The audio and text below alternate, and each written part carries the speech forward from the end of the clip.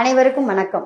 GST இப்ப நம்ம சாமானியர்களாகிய நம்ம கிட்ட நம்ம காசை ஜிஎஸ்டின்ற பேர்ல புடுங்குறான். நாம ஹோட்டல்ல சாப்பிடக்கூடிய 4 இட்லிக்கு 1 இட்லிக்கு ஜிஎஸ்டி வரி கட்டுறோம். அரிசி, பருப்பு, உப்பு, புளி, எண்ணெய் என்னென்ன வாங்குறோமோ அத்தனைக்கும் ஜிஎஸ்டி வரி. இப்போ ஒரு போன் ரிப்பேருக்கு கொடுத்தோம்னு சொன்னா 3000 ரூபாய் சர்வீஸ் காஸ்ட்னா அதுல 400 ரூபாய் ஜிஎஸ்டி வரி. நாம கஷ்டப்பட்டு உழைக்கிற காசை அரசாங்கம் நேரடியா புடுங்குறான். அதை ஏன்னு பார்க்கலாமா?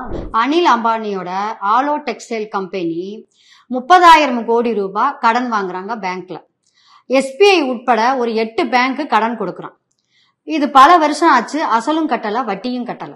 இப்ப இந்த கம்பெனி ஏலத்துக்கு வருது. இப்ப இந்த கம்பெனிய முகேஷ் அம்பானி, அதாவது அண்ணங்காரன், அனில் அம்பானியோட அண்ணங்காரன் ஏலத்துக்கு எடுக்கிறான் வெறும் 5,000 கோடி ரூபாய்க்கு.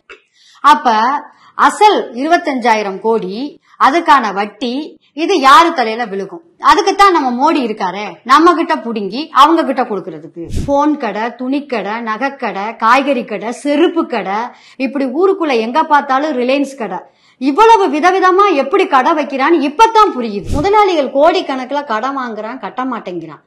இத சரி கட்ட மோடியும் பிஜேபியும் 140 கோடி மக்கள் தலையில வரிய போட்டு அடிச்சு புடுங்கி ஒரு சிலர்கிட்ட கொடுத்துட்டு கொஞ்சம் கூட கூச்சமே இல்லாம ஓட்டு கேட்டு எப்படி வர்றீங்க?